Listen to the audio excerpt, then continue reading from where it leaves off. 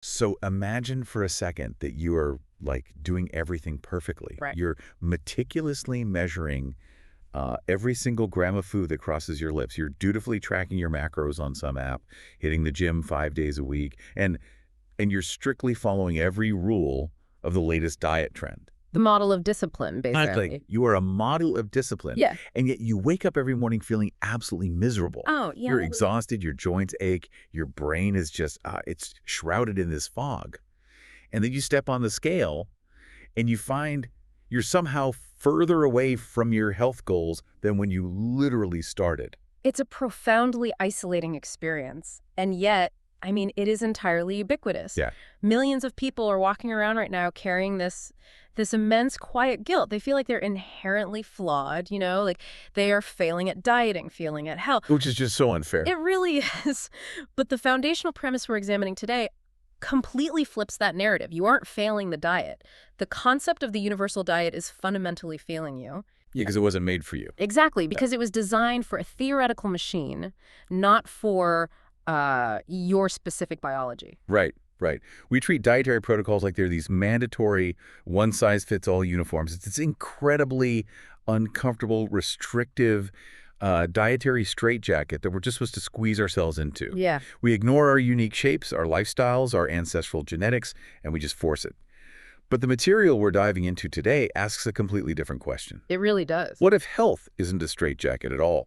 What if true wellness is supposed to be like a bespoke, tailored suit, custom fit exclusively for you and literally nobody else? That is the exact paradigm shift that anchors this entire discussion. We are taking a comprehensive, really microscopic look at the framework laid out in Certified Integrative Nutrition Health Coach, 2nd edition by Sheila Arnold. Yeah. She holds a Master of Human Services and is an integrative nutrition health coach.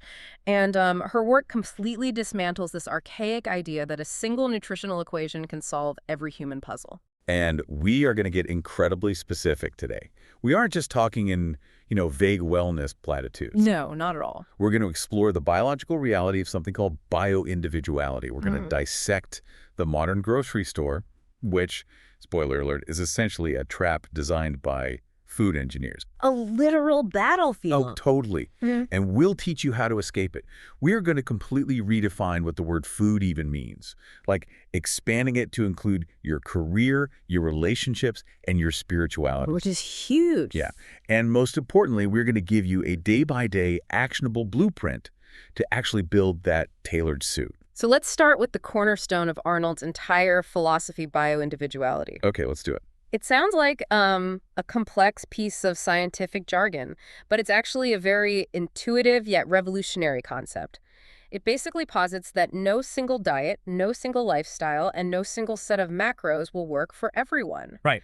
What serves as profound medicine for one individual might literally act as a poison for another. But wait, let me push back on that a bit right out of the gate, because, we've all been taught that nutrition is basically just a math problem, right? Yeah. Calories in, calories out. The old standard. Yeah. We have the USDA MyPlate guidelines printed on posters in, like, every elementary school cafeteria. It's a plate neatly divided into fruits, vegetables, grains, and proteins with a little cup of dairy on the side. Right. It implies this sort of universality to human digestion. So are you saying that math is just wrong? I'm saying that the human body is not a bomb calorimeter. The USDA MyPlate is essentially a quantitative mechanical tool. Okay. It focuses almost exclusively on portion sizes and generalized recommendations based on caloric intake. It views the human body as a combustion engine that just requires a specific volume of fuel. Just put the gas in and go. Exactly. But human digestion and metabolism are deeply driven by endocrinology, by hormones. And your hormones are dictated by your unique genetics, the specific environment you live in, the traumas you've endured, and your daily stress levels. So, like, a calorie of kale eaten by a stressed person does not metabolize the same way as a calorie of kale eaten by a relaxed person. Precisely. And this is where Arnold introduces the integrative nutrition plate, often referred to as the IIN plate. Okay, how's that different? It fundamentally contrasts with the USDA model. The IIN plate does have a section for food emphasizing organic, local produce, but the crucial difference is that the food section is completely surrounded by lifestyle factors. Oh, interesting. Yeah, it treats health as an intricate, holistic puzzle. It visually represents the biological fact that you do not live in a vacuum. It makes me think of an analogy with cars. Okay, let's hear it. So if you buy a brand new electric vehicle, you don't pull up to the gas station and pump diesel fuel into it just because diesel is a quote-unquote fuel, right? Yeah. You'd completely destroy the engine. Oh, absolutely. You have a high-performance sports car, it needs high-octane fuel. You have a massive tractor, it needs diesel. Why do we expect the intricate, varied engines of human beings who have entirely different genetic backgrounds, different stress loads, different sleep cycles, to run on the exact same ratio of carbohydrates, fats, and proteins? It's a perfect analogy. If you're an incredibly active athlete with high stress, your engine is running hot. If you work a sedentary desk job in a dark room all day, your engine is idling. Right. You require vastly different fuel. The fundamental truth Arnold presents is that health is a journey, never a final destination. Dieting is framed as a temporary punitive fix for weight loss. Yeah, it's always in punishment. Exactly. It relies on restriction, and therefore it relies on willpower. And willpower is a finite cognitive resource. It always eventually runs out. Right. You don't just, quote, arise at your goal weight and say, cool, I'm perfectly healthy now forever, past the processed snacks. Exactly. A true sustainable lifestyle change involves addressing the physical, mental, and emotional environment that the food enters. Arnold argues that when you begin to view health as an act of self-care rather than an act of punishment or deprivation, unwanted weight naturally begins to disappear as a byproduct. Just automatically. Well, yeah, because if the body is out of balance in other areas, say your career is causing you panic attacks, or you are deeply isolated and lonely, your nervous system is constantly sounding an alarm. Ah, right. The stress response. Yes. Yeah. And a body in a state of alarm literally cannot heal itself, regardless of how meticulously you count the macros of your organic broccoli. Okay, so that raises the biggest question of all.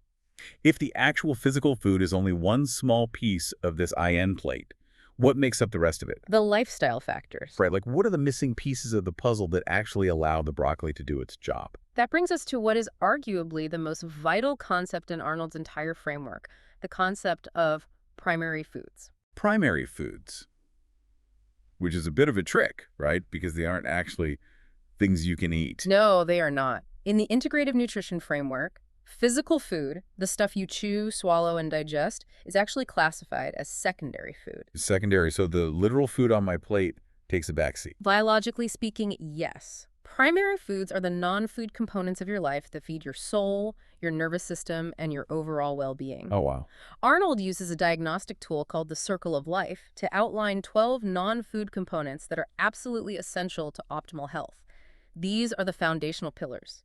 If these pillars are crumbling, the nutritional value of your secondary food is entirely compromised. 12 pillars. Yeah. Let's break down the heavy hitters here because this entirely reframes how we think about wellness. It really does. Number one on her list, very explicitly, is relationships and social life.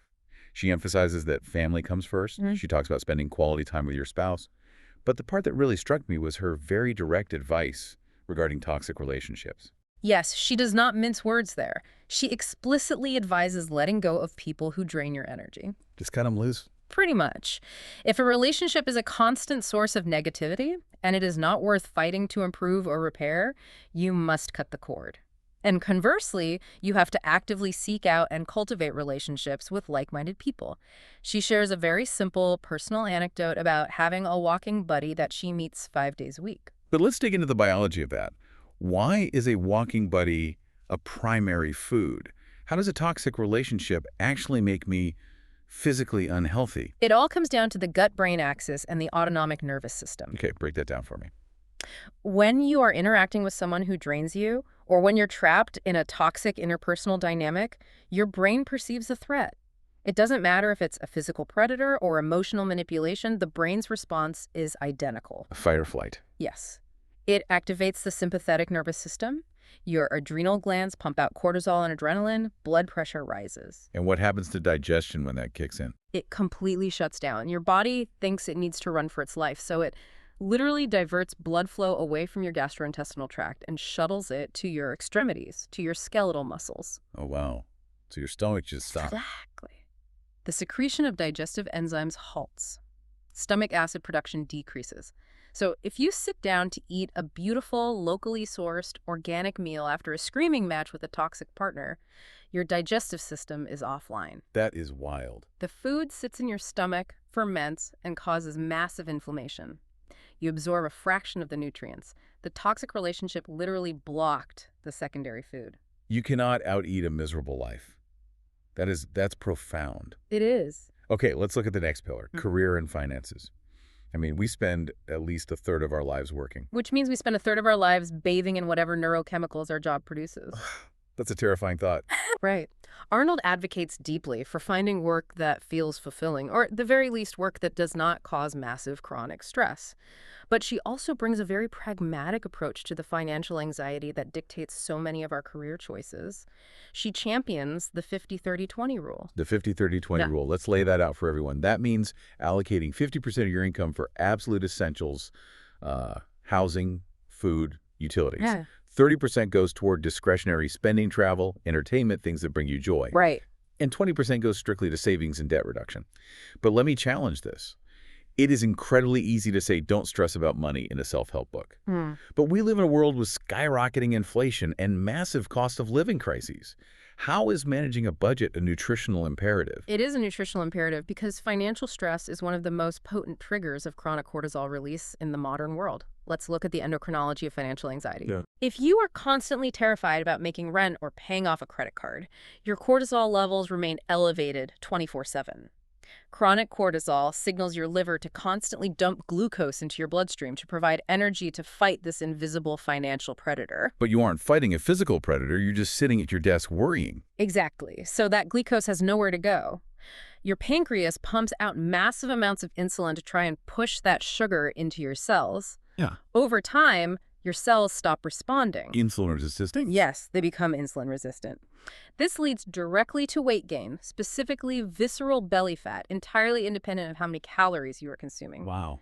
Arnold's point with the 50-30-20 rule is that establishing a baseline of financial security and actively ensuring your self-worth is not tied to your bank account physically protects your metabolic health. That perfectly transitions to the next primary food pillar, which is spirituality. Yeah. And she defines this in a way that is incredibly accessible, regardless of what you do or don't believe. Yes, she defines spirituality broadly as a connection to something bigger than yourself, a search for profound meaning. Right. For Arnold personally, her faith is central. She details starting her day at 6:00 a.m. with 20 minutes of quiet meditation and prayer. But the biological mechanism of this practice is universal. Right, whether it's prayer or meditation or just sitting quietly watching the sunrise, what is that 20 minutes actually doing to the body? It is acting as a neurological reset button. That deliberate, quiet time at the start of the day shifts the nervous system out of the chaotic sympathetic state and locks it into the parasympathetic state. The rest and digest state. Exactly. It lowers your resting heart rate, reduces systemic inflammation markers, and primes your entire gastrointestinal tract to actually accept and process the nutrients you will consume throughout the day. It sets an anchor of calm that you carry with you. And speaking of where we spend our time, we have to talk about the pillar of environment and home.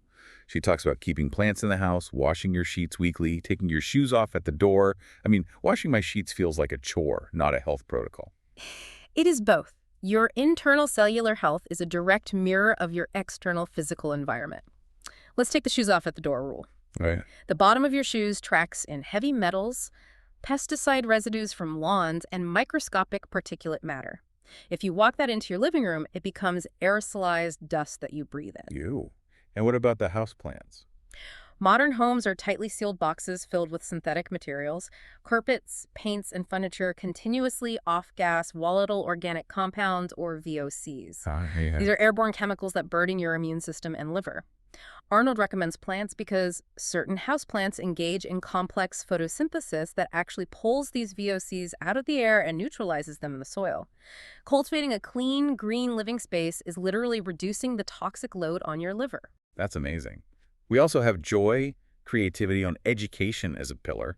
And she actually prescribes, like a doctor writing a prescription, that you need to keep learning, try new hobbies, be spontaneous. She literally tells you to put on some music and dance in your living room. Because joy is not just an emotion, it is a biological imperative. When you engage in creative play or when you dance in your living room, your brain releases a cascade of endorphins, dopamine, and serotonin. The feel-good chemicals. Yes, and these neurotransmitters are potent anti-inflammatories. They enhance cellular repair and boost the production of white blood cells. Joy actively fortifies your immune system. And rounding out the major pillars is physical activity. But she isn't advocating for brutal, punishing workouts where you, like, flip tires until you throw up. No, she focuses on manageable, consistent movement, at least 30 minutes of daily activity. It can be as simple as deliberately parking at the furthest end of the grocery store lot or utilizing free Silver Sneakers gym memberships if you are over 65, and then just gradually increasing your distance over time. Just keep moving. It's about keeping the lymphatic system, which relies entirely on muscular contraction, to move waste out of the body flowing continuously. So if I sit down and eat a perfectly clean, organic, locally sourced salad, but I am eating it while I'm stressed out of my mind, answering aggressive emails from a boss I despise, sitting in a messy house. Yep. My body isn't actually getting the benefit of that food. That is functionally scientifically correct. You have to balance the circle of life. You must prioritize your primary foods because they build the biological foundation that allows the secondary foods to actually nourish you. Okay, so let's assume we're doing the work. We're managing our stress, we're meditating, we are cultivating good relationships. Now we actually have to acquire the secondary food. Right. Time to shop. We have to brave the grocery store. And the source material frames the modern supermarket as an absolute battlefield between real, nourishing food and highly engineered industrial food. Battlefield is the appropriate term. A modern grocery store is not a benign warehouse of food. It is a highly engineered, psychologically manipulative environment designed to maximize profit, not human health. Completely. Arnold gives a very clear, uncompromising directive on how to survive this environment. You must strictly stay on the outer perimeter of the store. The perimeter, that's where the produce, the fresh meats, the eggs, and the dairy are usually located. It's the fresh ring around the edges. Correct. The entire center of the store, those long, endless aisles, is where you find the packaged, highly refined industrial foods. The boxed stuff. Exactly. These are products constructed by food scientists. They're designed for infinite shelf life and engineered to be hyper-palatable. They are chemically formulated to bypass your brain's natural satiety signals so you never feel full. It's exactly like a casino. I've always thought this. The grocery store is designed just like a Vegas casino. Oh, that's a great comparison. Yeah, they draw you into the center with bright neon packaging, flashy marketing, and engineered foods that spike your dopamine receptors just like a slot machine. Meanwhile, the actual payoff, the fresh, life-giving whole foods, are hidden quietly on the edges. It's an incredibly apt metaphor, and when you are walking that perimeter, particularly in the produce section, you are immediately confronted with the massive debate between organic and conventional farming, and Arnold dives very deeply into this. Let's get into the granular details here, because the immediate pushback I hear, and I have felt myself, is that buying organic is a massive privilege. It can be, yeah. It is noticeably more expensive. If someone is already struggling with the 50-30-20 financial rule, is an $8 carton of organic strawberries really a necessity, or is it just clever marketing? What is the actual biological difference? It is not just marketing. The biological difference is profound. Conventional agriculture, which we should really call industrial agriculture, relies heavily on chemical warfare. Chemical warfare. Really, it does. It uses synthetic insecticides, herbicides, fungicides, and often utilizes GMOs, genetically modified organisms that are engineered to withstand being drenched in these chemicals. Right.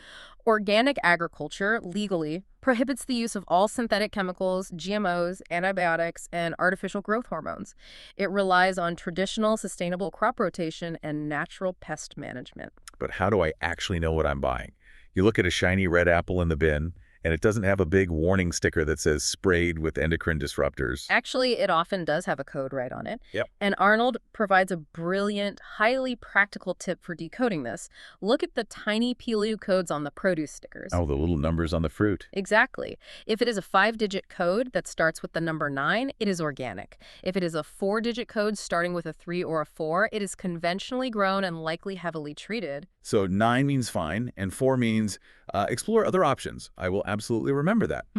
But what about all the boxes and bags? The marketing is so incredibly deceptive. You walk down an aisle and see the word natural printed in massive green letters with pictures of farms.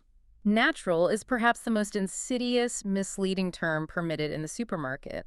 As Arnold points out, legally, the term natural generally just means there are no artificial colors or flavors added post-processing. That's it. That's it. Yep. A product labeled natural can absolutely still be grown from GMO seeds, it can be sprayed with pesticides, and it can be loaded with high fructose corn syrup. That feels intentionally deceptive. It requires intense consumer vigilance. You must look for the official USDA organic seal. And even then, you need to understand the legal distinctions. 100% organic means exactly that. Every ingredient qualifies. Okay. But a label that just says organic means only 95% of the ingredients must be organic. And if it says made with organic ingredients, the threshold drops to only 70%. The rest can be conventional. Okay, so let's go back to the produce aisle. Because buying 100% organic for every single item is financially out of reach for a lot of people. Arnold gives us a strategy for prioritizing where to spend that organic budget, right? Yeah. The Dirty Dozen and the Clean 15. Yes. Every year, the Environmental Working Group compiles robust testing data to create these lists. The Dirty Dozen identifies the top 12 fruits and vegetables that carry the heaviest pesticide loads. Right. These are the items where you absolutely must spend the extra money on organic because the conventional versions are heavily contaminated, even after washing. Let's not just list them. Let's talk about why certain foods are so dangerous. Number one on the Dirty Dozen is always strawberries.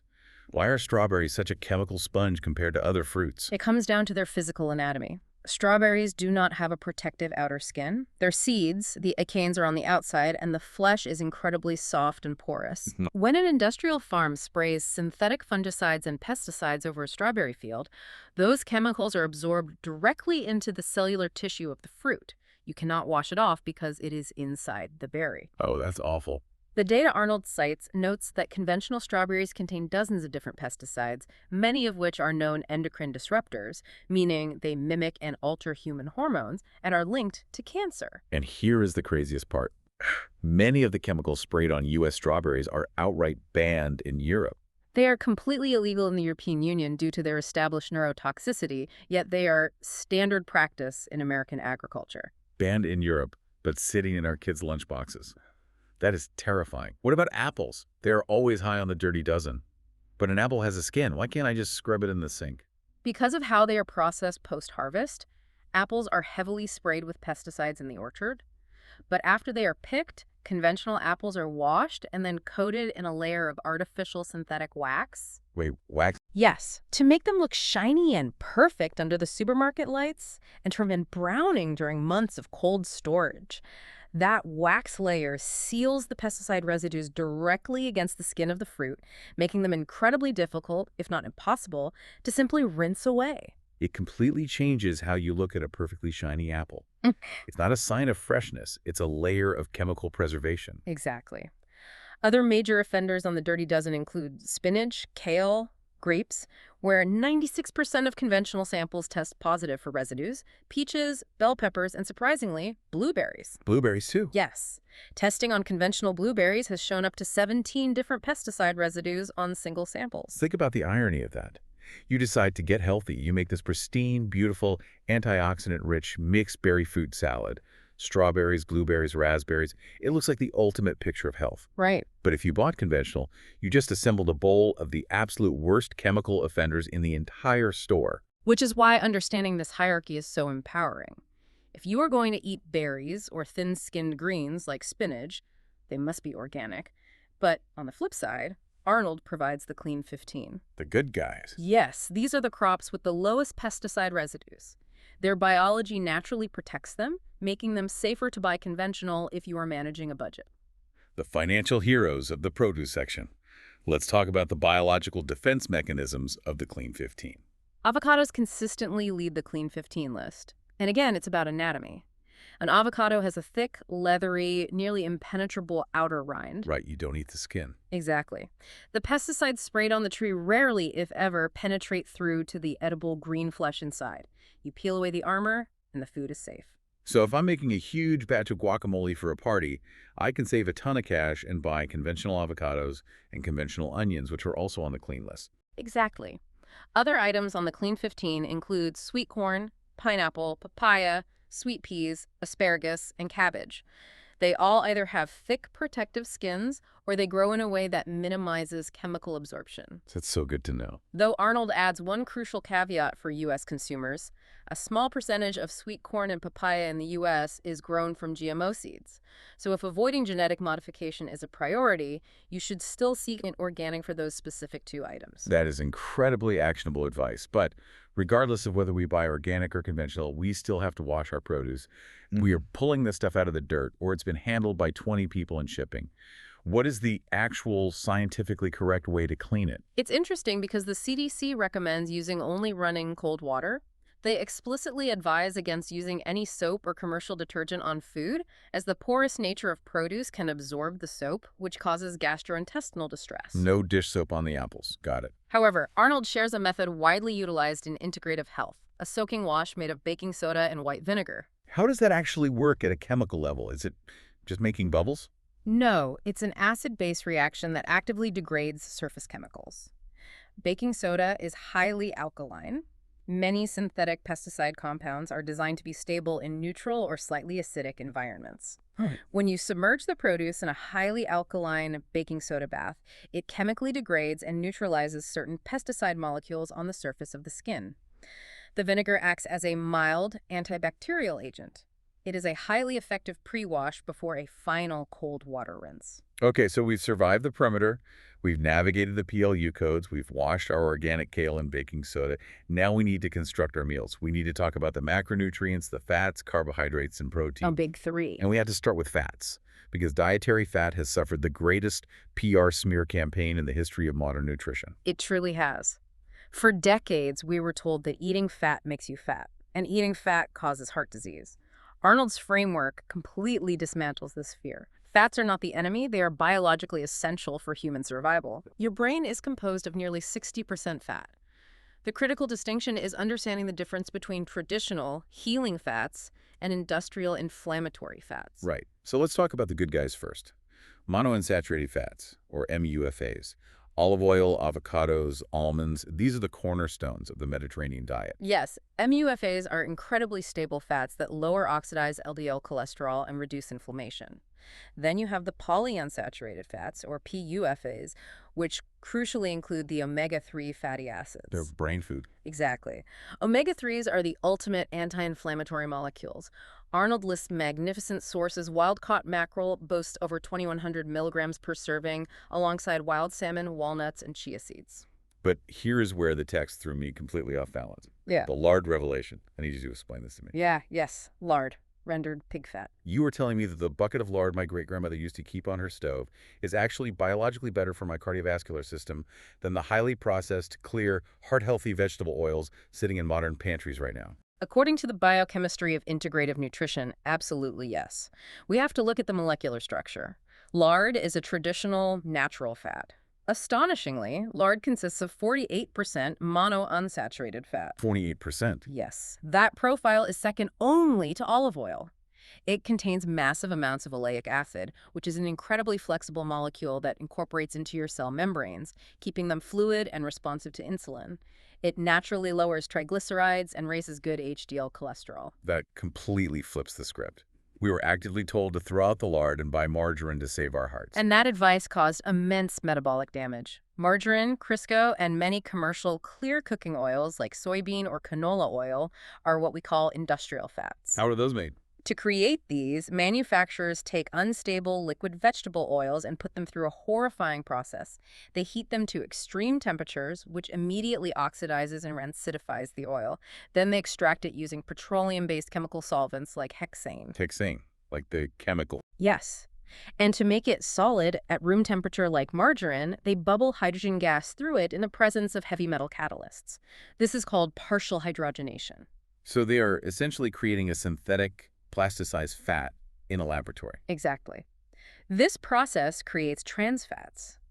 And the biological mechanism of trans fats is devastating. Because they are unnatural, straight, rigid molecules, when your body builds cell membranes out of trans fats, the cell walls become incredibly stiff. So things can't get in or out. Right. Nutrients cannot get in, and cellular waste cannot get out. More importantly, insulin receptors on the cell surface become paralyzed. This leads directly to systemic insulin resistance, massive vascular inflammation, and heart disease. That is horrifying. It is. The body recognizes traditional fats like lard or ghee, which is clarified butter that is packed with vitamin A, but it treats industrial fats as foreign toxin. Okay, my mind is completely blown. Traditional fats are the key. Let's move to proteins. Arnold outlines that there are 9 essential amino acids. Essential in biology means that your body cannot synthesize them from other materials. You must ingest them physically through food. Animal proteins are considered complete proteins because a single serving contains all 9 essential amino acids. And plant proteins. Plant proteins, with a few exceptions like quinoa and soy, are incomplete, meaning you have to combine them, like eating beans and rice together, to form a complete amino acid profile. But the source text makes it very clear that all meat is not created equal.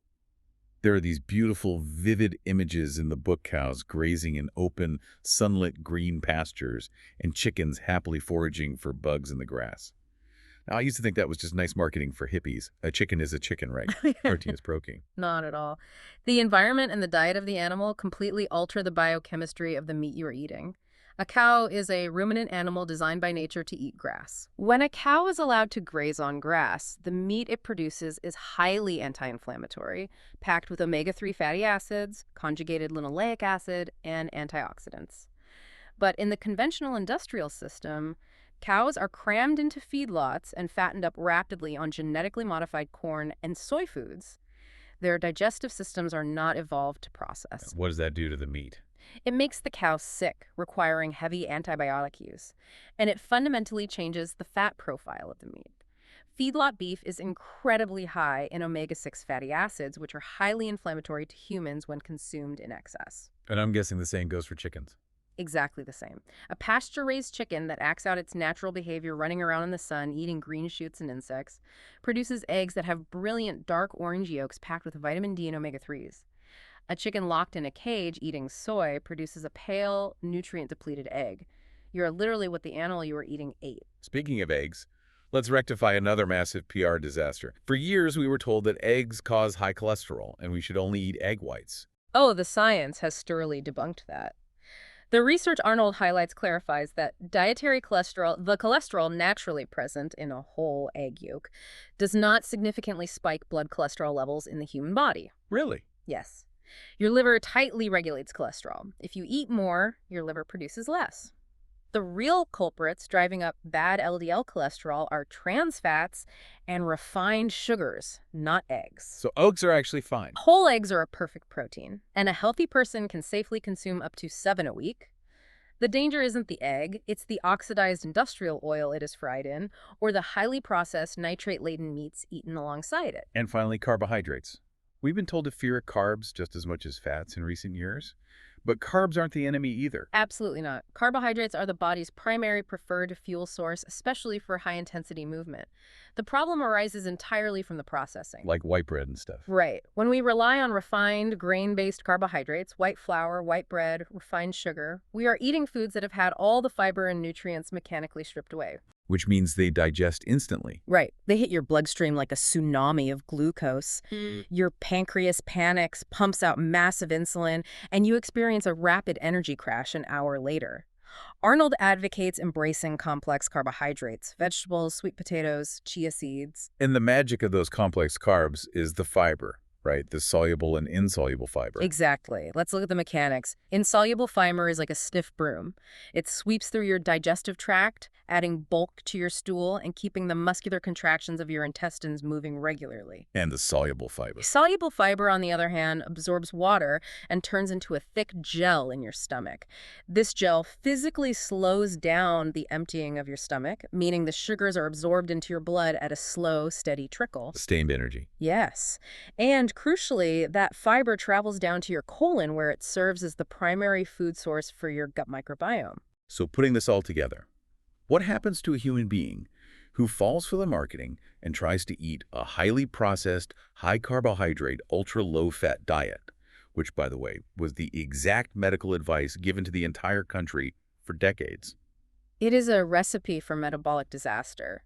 When you look at Arnold's framework, a high-carb, low-fat diet actually raises your dangerous blood fats, specifically your triglycerides, which are circulating fat molecules created by the liver from excess sugar. Oh, wow. Simultaneously, it lowers your good, protective HDL cholesterol. Furthermore, if you cut traditional dietary fat out of your diet, your gallbladder stops contracting. The bile stagnates. That sounds painful.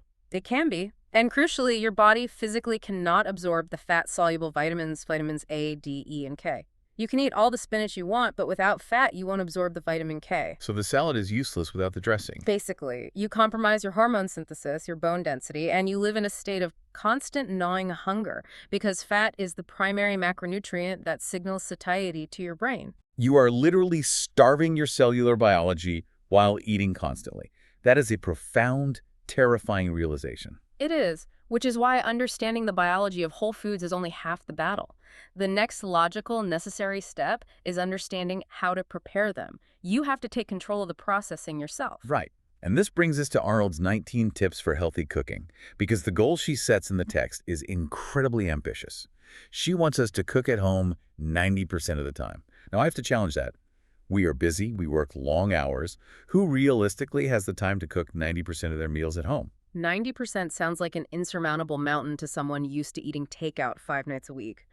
But her 19 tips are not about becoming a gourmet chef. They are highly strategic, psychological, and logistical tools designed to cultivate a sustainable home kitchen habit. Make it easy, basically. It's about radically demystifying the process and lowering the barrier to entry. Tip number 1 is the ultimate barrier lowerer. Keep it simple. She says to cook with 2 to 3 high-quality ingredients and never use over 5. It does not have to be a multi-stage Michelin star production every Tuesday night. Exactly. A piece of baked wild salmon, some steamed broccoli with olive oil, and half a sweet potato. That's 3 ingredients. Simplicity is sustainable. Another crucial tip she provides is the concept of cook once, eat twice. Yes, this is my absolute favorite strategy. I like to conceptualize cook once, eat twice as financial compound interest, but for your time and your physical energy. Oh, I like that. You invest a little bit of extra time up front on a Sunday or Monday, you chop extra vegetables, you roast a double batch of chicken thighs, and that investment pays massive exponential dividends on Wednesday night when you get home completely exhausted. Your willpower is 0, and instead of reaching for the delivery app, you have a beautiful home-cooked, bio-individual meal already waiting in the fridge. That is a brilliant way to frame it. It is a vital meal prep strategy that protects you against decision fatigue.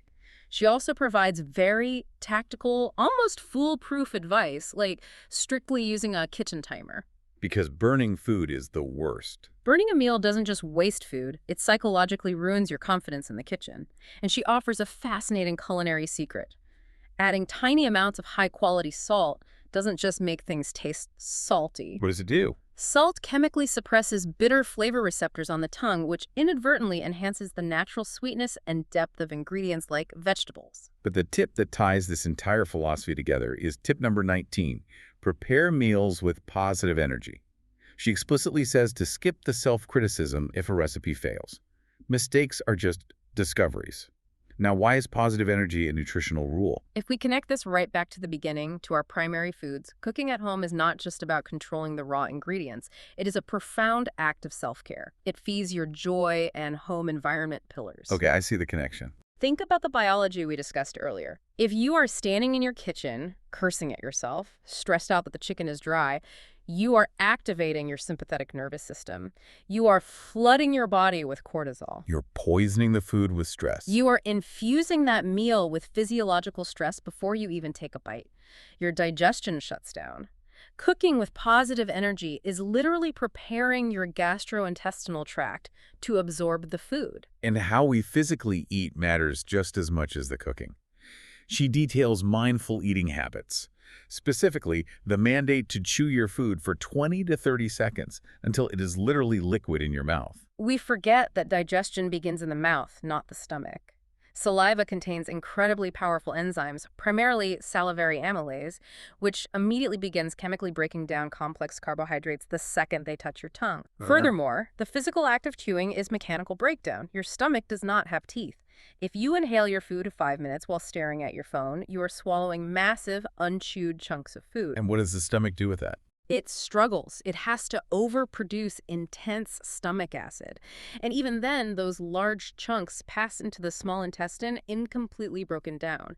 The nutrients are trapped inside, inaccessible. That sounds like a recipe for bloating. It is. Worse, those chunks travel to the colon where they putrefy and ferment, causing severe bloating, gas, and inflammation. Chewing until liquid maximizes nutrient extraction and saves your gut massive amounts of energy. She also emphasizes maintaining consistent eating times to keep blood sugar stable and train your circadian rhythm. To really bring this synthesis of whole foods and simple cooking to life, let's talk about the specific recipes highlighted in the source material. The imagery is absolutely stunning. There is this Galician lettuce-wrapped burger. It perfectly illustrates every biological concept we've discussed today. Instead of a highly refined inflammatory carbohydrate bun that spikes blood sugar, it uses crisp, organic Bibb lettuce. The foundation is a grass-fed beef patty, delivering that complete protein and anti-inflammatory omega-3 profile we talked about. It's topped with vibrant, brain-boosting healthy fats from freshly sliced avocados and complex fibrous carbohydrates from shredded carrots and mushrooms. Sounds incredible. Yeah. And she completely reinvents breakfast, too. There is a bake sweet potato recipe.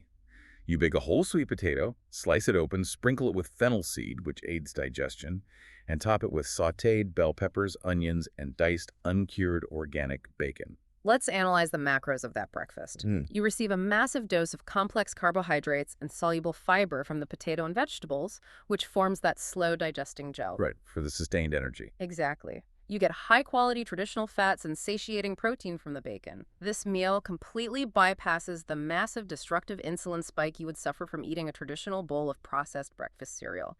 It provides stable, sustained energy that will last for hours without the mid-morning crash.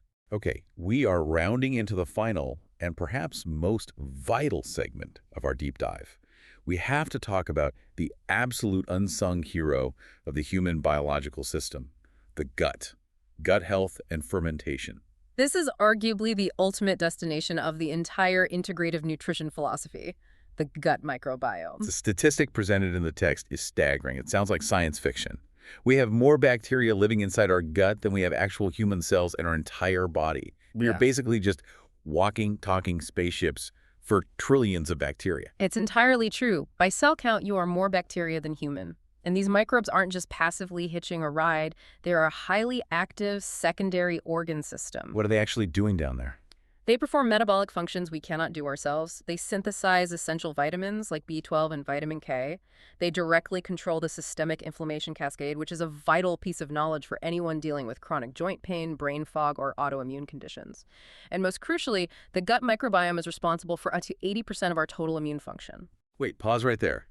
If 80% of my immune system is physically located in my intestinal tract, does that mean that my recurring winter colds or that lingering fatigue I just can't seem to shake might not be a weak immune system, but actually just a lack of good bacteria, maybe brought on by eating too much processed sugar? That is exactly the biological reality. Yeah. When you consume highly processed sugars and industrial carbohydrates, you are selectively feeding pathogenic or bad bacteria and yeasts like Candida. They thrive on sugar. And they take over. Exactly. When the bad bacteria multiply and outnumber the beneficial symbiotic bacteria, your gut lining becomes compromised. Your immune cells, which reside just on the other side of that single-cell thick gut lining, are constantly fighting this local infection, leaving you vulnerable to external viruses. Wow. Furthermore, Arnold reveals a profound weight loss secret tied directly to the gut microbiome. A weight loss secret not related to calories, I'm listening. Related entirely to hormones. Your gut bacteria are deeply involved in endocrinology. Specifically, they are responsible for converting roughly 20% of your inactive thyroid hormone T4 into its active form T3. And thyroid hormones dictate our metabolic rate. They tell the body whether to burn fat for energy or store it for a famine. Exactly. If your microbiome is a wasteland imbalance due to years of eating artificial foods, drinking chlorinated water, or taking broad-spectrum antibiotics, your body literally lacks the bacteria required to activate your thyroid hormones. So your metabolism just shuts down. Yes, you can eat perfectly clean, you can exercise daily, but if your gut is compromised, your metabolism will stall. You will not burn fat because the chemical signal has been severed. So how do we fix a broken gut? What is the actionable antidote? Fermented foods. These are living foods that have been cultivated with massive doses of beneficial bacteria. Introducing them daily into your diet is the fastest, most effective way to reseed and replenish a damaged gut microbiome. And Arnold gives us a beginner's guide to doing this right on our own kitchen counter, the brine method.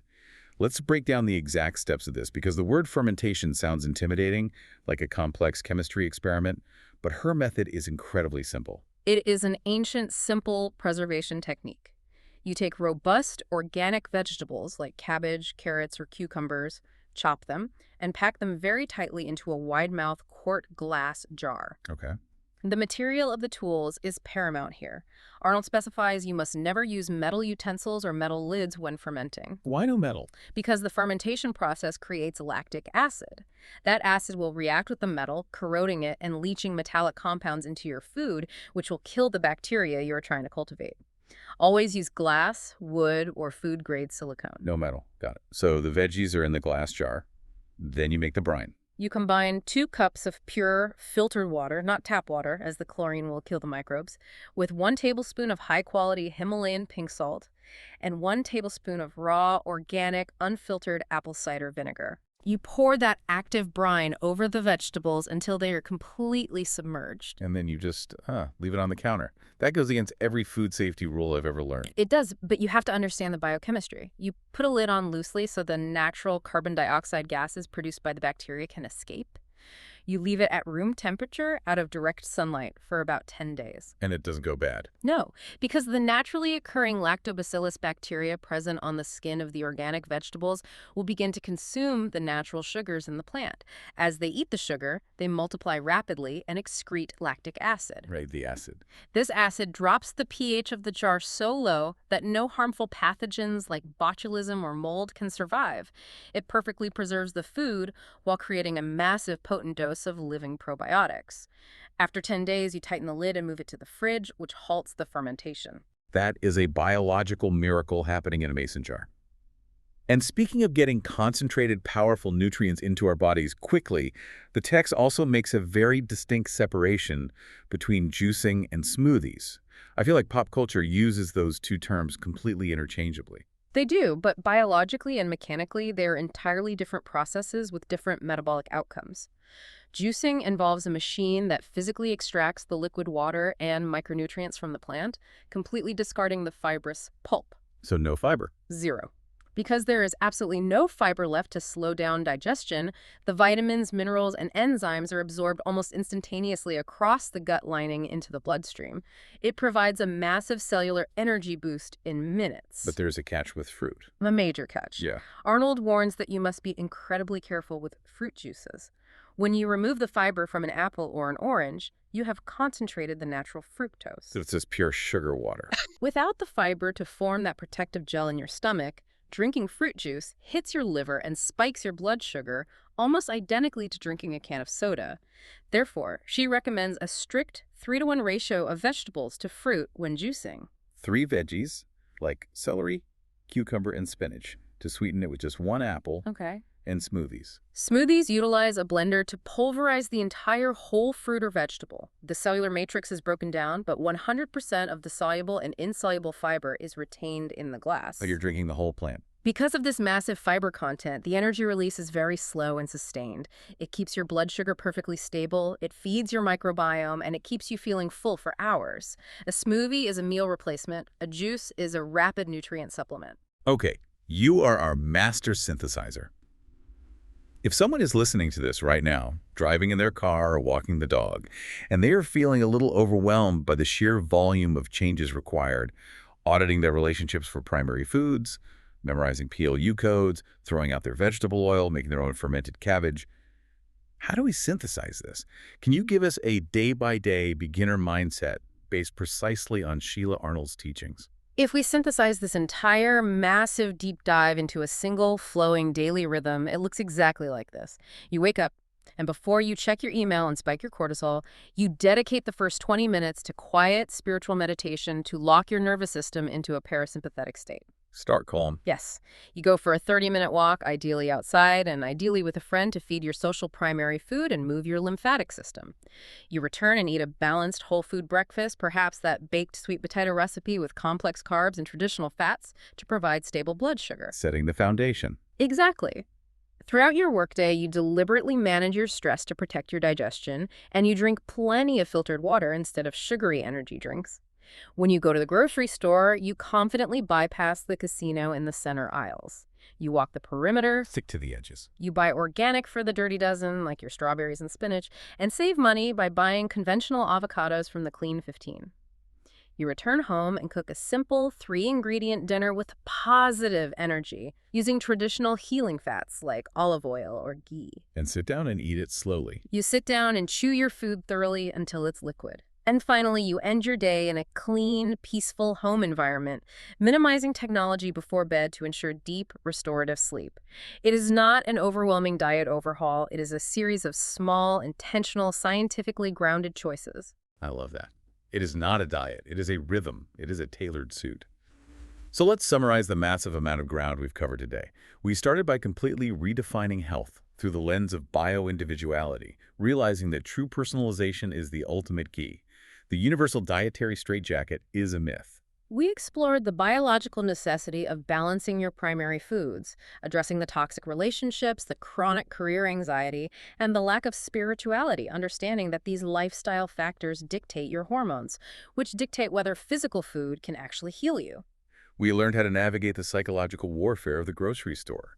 We embraced the shocking truth about healthy traditional fats like lard while discarding toxic industrial seed oils, and we learned how to maximize our protein by choosing pasture-raised sources. We broke down the mechanics of sustainable home cooking, realizing that simplicity and positive energy are culinary tools. And finally, we discovered the absolute supremacy of the gut microbiome and how to harness ancient fermentation techniques to rebuild our immune systems. The ultimate relevance to your life today is incredibly empowering. You do not need to wait for a punitive, restrictive diet protocol to start your wellness journey. You have the tools today. You simply need to prioritize whole, organic ingredients where it matters, move your body daily, and honestly, fearlessly evaluate what is truly feeding your soul. It is about holistic alignment. Which leads me to a final, provocative thought to leave you with.